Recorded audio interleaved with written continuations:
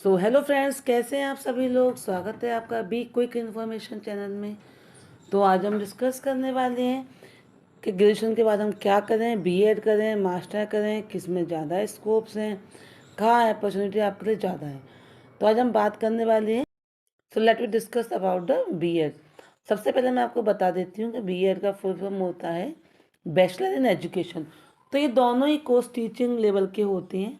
इनके बिना आप टीचिंग नहीं कर सकते हैं। बहुत से स्टूडेंट्स ग्रेजुएशन के बाद स्टडी को स्टॉप कर देते हैं।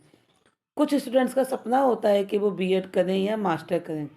तो मास्टर मीन्स होता है एमए, एमकॉम, एमएससी। मास्टर का फुल फॉर्म होता है master in arts, master in commerce, and the same master को हम पीजी भी कहते हैं और मास्टर भी कहते हैं। तो ग्रेजुएशन के बाद आप बीएड में एडमिशन लेते हैं तो ये आपका 2 साल का कोर्स है, 2 ईयर प्रोग्राम्स होता है। ये प्रोफेशनल कोर्स है एंड इसके बाद आप स्कूल्स में जॉब कर सकते हैं। गवर्नमेंट टीचर बनने के लिए केवल बीएड ही काफ़ी नहीं होता है। इसके लिए आपको टेट का एग्ज़ाम देना होता है। जैसे कि दिल्ली में सीटेट देना होता है। इस एग्ज़ाम को क्लियर होना ज़रूरी होता है गवर्नमेंट जॉब के लिए। सीटेट का फुल फॉर्म होता है सेंट्रल टीचिंग एजुकेशन टेस्ट।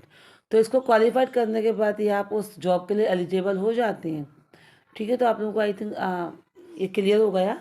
अब हम बात करते हैं मास्टर की। तो मास्टर थोड़ा सा अलग है, बिल्कुल ही अलग है मैं कहूँगी।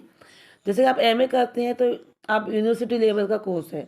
इसे करने के बाद आप प्रोफेसर बन सकते हैं। लेकिन टीचर्स एंड प्रोफेसर में काफ़ी फ़र्क होता है। टीचर्स स्कूल में पढ़ाते हैं, आपको पता है, और प्रोफेसर कॉलेज में पढ़ाते हैं। प्रोफेसर एक सब्जेक्ट का मास्टर होता है। जिस सब्जेक्ट्स को लेकर आप बीए से बीए ऑनर से चल रहे होते हैं वही होता है। उसी में आपको एमए करना होता है। एमकॉम या एमएससी करते हो, जो सब्जेक्ट आप लेके चले हैं उसी सब्जेक्ट से आपको एमए करना है। एमए करने के बाद आपका नेट का पेपर होता है, यानी कि टेस्ट होता है, एंट्रेंस एग्जाम होता है, अपना उससे क्लियर करना होता है। यूजीसी नेट की तरफ से ये आयोजित किया जाता है। इस पेपर के बाद आप असिस्टेंट प्रोफेसर की या प्रोफेसर की जॉब के लिए अप्लाई कर सकते हैं, एलिजिबल हो जाते हैं। तो आप उन फॉर्म्स को, वैकेंसीज को फिल कर सकते हैं। सेकंड तरीका ये भी है कि आप मास्टर कर लेते हैं, उसके बाद आपको पीएचडी करनी है।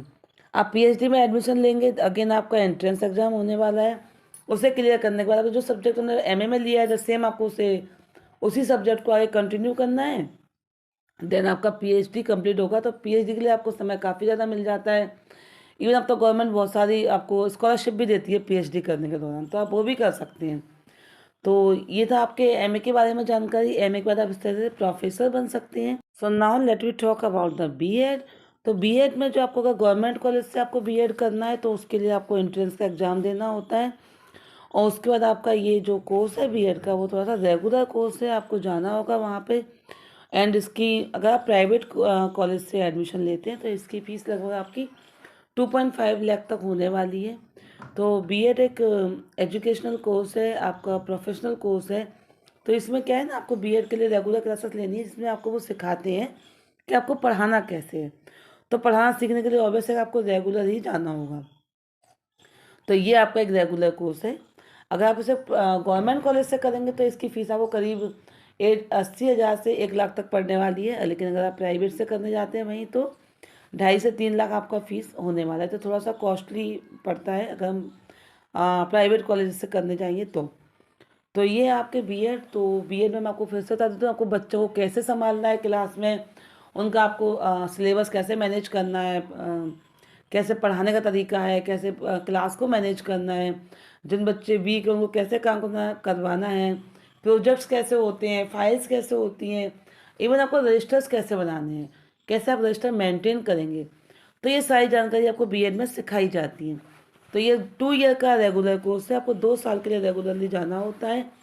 एंड अब तो सभी यूनिवर्सिटी इस कोर्स को करवा रहे हैं, तो आप किसी भी कॉलेज या यूनिवर्सिटी से भी आप एडमिशन ले सकते हैं बीएड के लिए। तो बीएड के लिए हमारे पास बहुत सारे ऑप्शन हैं आज तो। और ये 2 साल का कोर्स होता है। एंड अब हम बात करते हैं एमए की। तो जैसे कि आपको पता है एमए का जो प्रोग्राम है उससे आप रेगुलर या प्राइवेट किसी भी मोड में कर सकते हैं। अगर आपको रेगुलर नहीं जाना है या आप नहीं जा सकते हैं तो आप इसको प्राइवेट भी कर सकते हैं, क्योंकि इसमें आपको सिर्फ एक कोई एंट्रेंस नहीं होता है इसके लिए, तो आपको सीधे एडमिशन मिल जाता है एमए में। तो आप एमए किसी भी सब्जेक्ट से कर सकते हैं। And most important things is that कि आपको इसके लिए कोई एंट्रेंस नहीं देना होता है।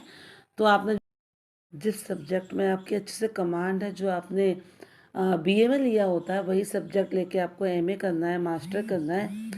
एंड मास्टर के लिए आपको कोई एंट्रेंस नहीं देना है, आपको बड़ी इजीली तरीके से, जैसे हमने बीए में एडमिशन दिया है सेम वे में हम एमए में एडमिशन ले सकते हैं।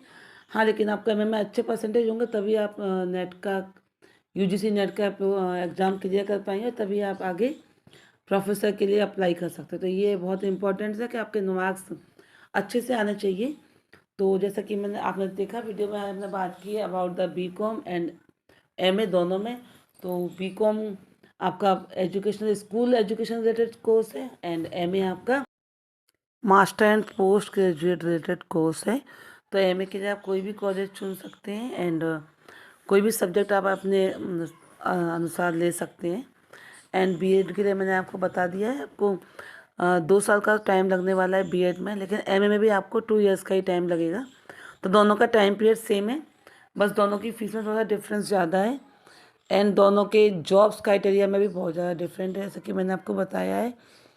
तो बीएड में आपको जो स्कोप है, अपॉर्चुनिटी है, जो है सबसे पहले आपको बता दूं कि बीएड के लिए आपको अपॉर्चुनिटी मिलने वाली है स्कूल्स में।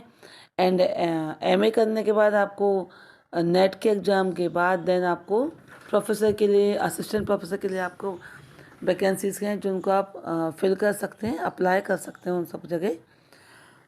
सो जिन बच्चों का ग्रेजुएशन हो गया है इस साल, तो ये वीडियो उन लोगों के लिए बहुत ही हेल्पफुल होगी, क्योंकि जब मैंने बीए कंप्लीट किया था तो उस समय मेरे पास कोई भी गाइडलाइन नहीं थी कि मैं कहाँ करूँ या क्या करूँ। तो देन तब मैंने एमए किया था। तो अब आप लोगों के पास एक प्रोफेशनल कोर्स है कि आप बीएड भी कर सकते हैं, एमए भी कर सकते हैं, you have a choice. And मैंने आपको आज पीएचडी के बारे में ये बता दिया। जैसे कि पहले मैं सोचती थी कि पीएचडी में बहुत ज़्यादा फीस लगती है एंड कैसे होगा, बहुत टाइम लगता है, लाइक 5 ईयर का समय लग जाता है, लेकिन वैसा नहीं है। टाइम तो लगता है 5 साल का, बट आपको ये है कि फ़ीस के लिए गवर्नमेंट आपको बहुत सारी स्कॉलरशिप देती है, जिनके आपको पीएचडी करना भी ज़्यादा दिक्कत नहीं आएगा, आप कर सकते हैं आराम से। If you want so you can take admission in PhD also.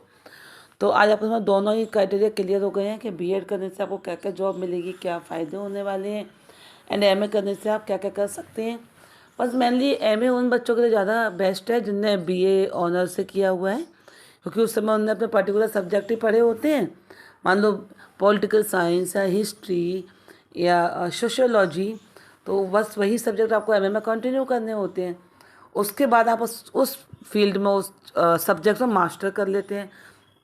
Master का मतलब है पूरे सब्जेक्ट पर कमांड हो जाती है ना। उसके बाद आपको कॉलेज में जॉब मिल जाती है। कॉलेज के लिए बहुत ज़रूरी है कि आपको आपके सब्जेक्ट में मास्टर होना चाहिए, आपको कमांड होनी चाहिए।